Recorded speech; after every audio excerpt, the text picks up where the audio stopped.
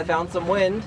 I'm just through Ven Pass, and I'm going to stay on this bearing. I'm actually not quite through Ven Pass yet, but I'm going to turn to port and have a little downwind sail going down around Digby Island.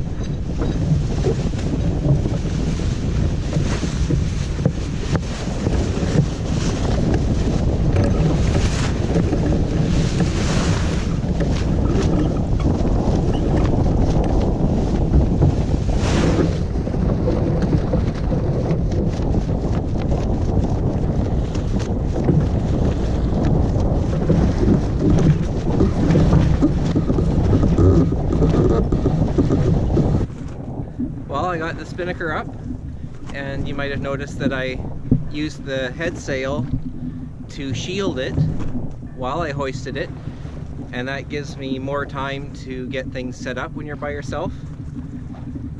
And yeah, it makes it for a much easier hoist. If I had just free-flowing air up there, everything would be grabbing so quickly that it wouldn't give me time to get all the stuff set up. So I'm actually a little bit upwind still. I can lower the front end of the pole to flatten out that leading edge of the Spinnaker, and I can actually sail a little bit upwind with it. I was a little bit early on my hoist. I forgot there was one more little set of shoals to get around. But it's just up ahead here, and once I'm around that, then it'll be really downwind sailing. I haven't actually done downwind yet. I hoisted it on a beam reach, and then I'm going actually a little upwind now. So soon I'll be turning to port and getting the boat on an actual downwind sail. So you can just see the red marker. As soon as I get past that, I can turn to port and then actually get going downwind, which is what this sail should be used for. I've learned how to manipulate it a little bit to get upwind by lowering that front end of that pole. And once I'm going downwind, I'll explain some of the other parts of the setup here, but I need to sort of focus on getting around this marker first.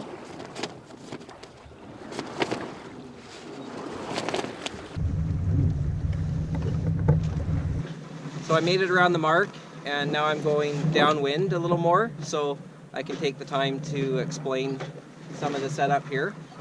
So a Spinnaker sail is symmetrical, which means it can be used on either side of the boat. It's the same on each side. It uses a pole. Mine's an end-for-end pole. It has opening jaws at either end. So either end of this pole can be attached to the mast or to the end of the sail. Actually to the guy. The line that comes from this end of the sail that controls the pole is called a guy.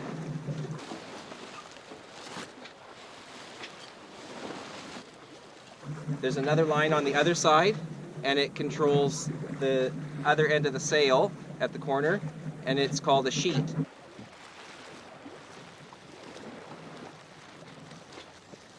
The guy and the sheet will be interchanged.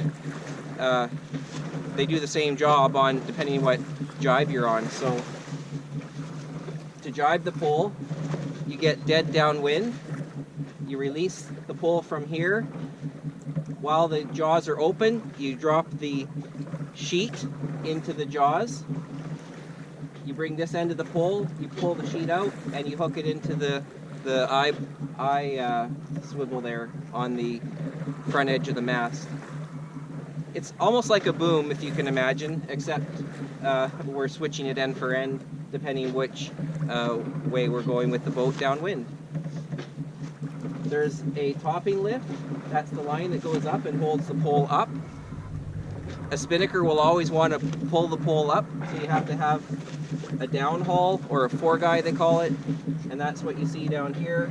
That keeps the downward pressure on the pole so it doesn't sky, it's called skying, and get pulled up. So you have to have a downward force stopping the pole from rising. You can adjust the height of the pole at the mast. With this setup, it's on a track, much like your Traveler, but just imagine it going up the front end of the mast. So I can control the height here, and I can control the height at the front end, but with the topping lift. To hoist it, I use my halyard here. That's the Spinnaker halyard, and that's about it. It's a great downwind sail. You have a great range with it, going downwind, and it's really big. And it's light material, so in lighter air it's good. But yeah, if I ever sail around the world, you'll see this sail a lot. I'm hoping I can show everyone that you can run a spinnaker with a pole by yourself. So of course we'll see how the jibe goes. maybe it'll go horribly wrong, and then everyone will say, well, I'm never going to try that. But I don't anticipate that. I think it's going to go really well. So, but I'm not on the right point of sail right now, and I don't need to jibe because we're just heading out a bit, and then we're going to jibe and head down the west side of Digby Island, and then we're going to end up circumnavigating the whole island today. Well, by we I mean me and you guys, but beautiful day. I can't believe this is March 3rd.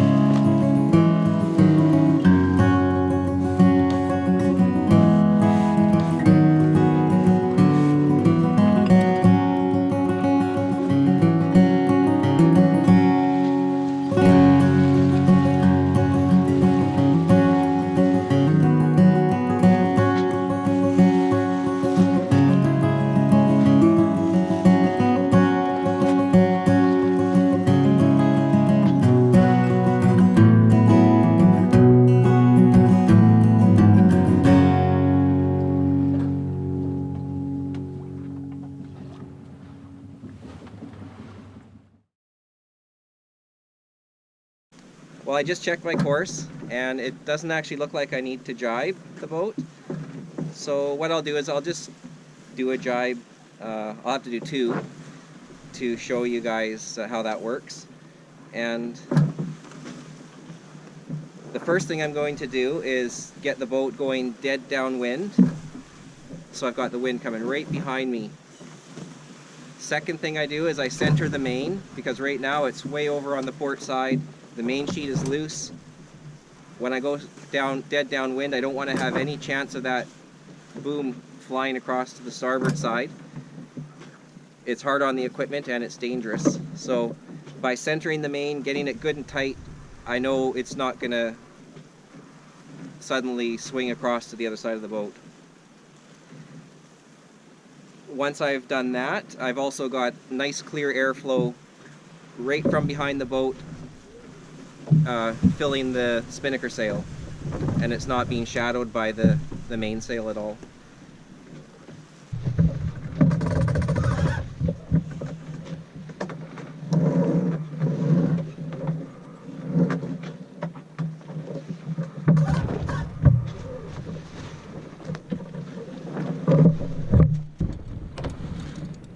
Because I'm by myself, I'm going to have to release the downhaul for the pole, because otherwise I'll be fighting it.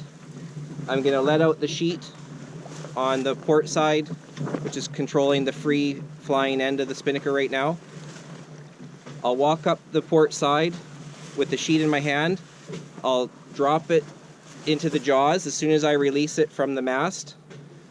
So I pull a little cord and the jaws release.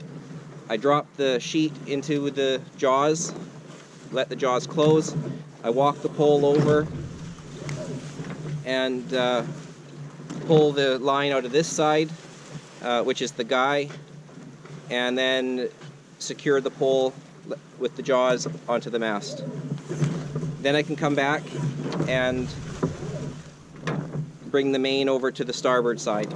So I hope that doesn't sound too complicated, but it's just a matter of going through each step, thinking about it before you do it, and once you've done it enough times, then it's second nature. But for your first while doing spinnaker work, you want to think about what the steps are just before you walk up.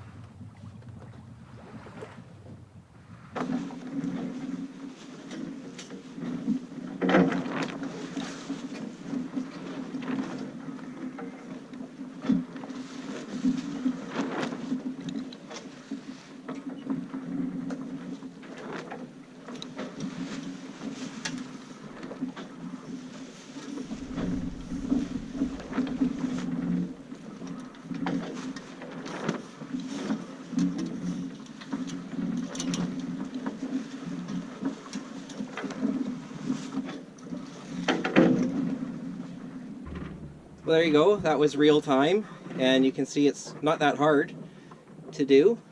Of course, we're in pretty light winds right now, so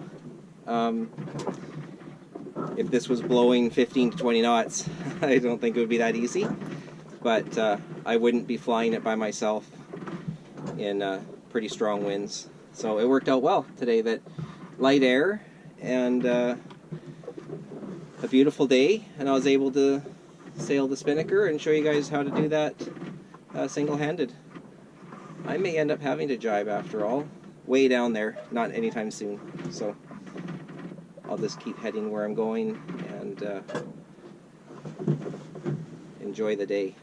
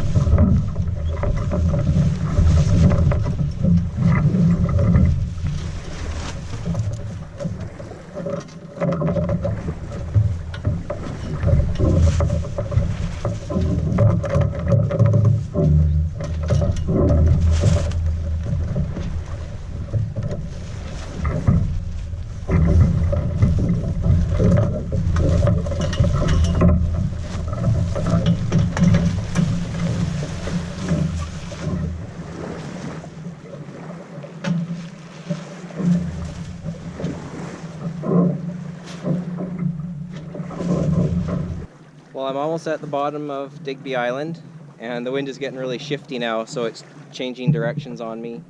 And I think before I get to the very bottom, I'm safer to just douse the Spinnaker now, because I'm going downwind now, but about 1 minute ago I was almost going upwind.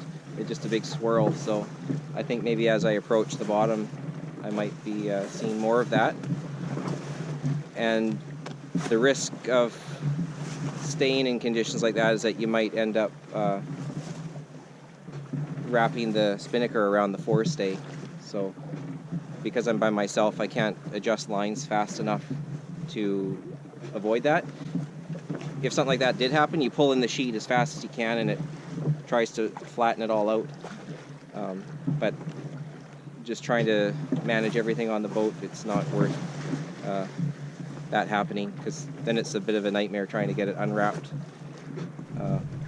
from the forestay by yourself, or even with crew it's a nightmare. So anyways, I'm going to douse it. So the first thing I'll do is I'll center the main, get that nice airflow going to fill the sail, and I'm going to release the shackle, which is now on the port side. That's where the pole is.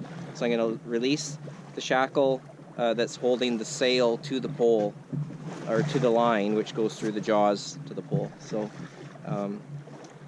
I'll try to set up the camera so that you can see how it will blow out like a big flag. I have to do a little bit of prep as well. I got to get the halyard ready to be able to lower it at the same time. So I got to be pulling in with one hand, trying to lower it with the other hand.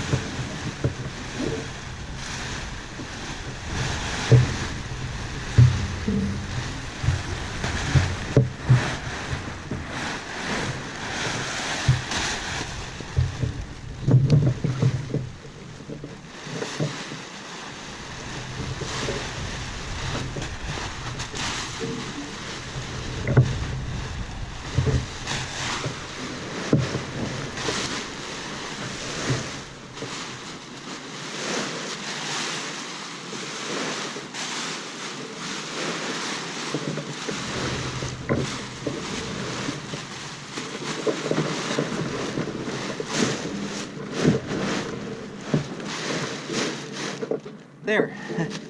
So it's not that windy, so I just did it right here.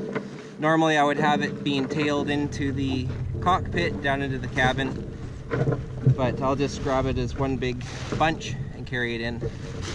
And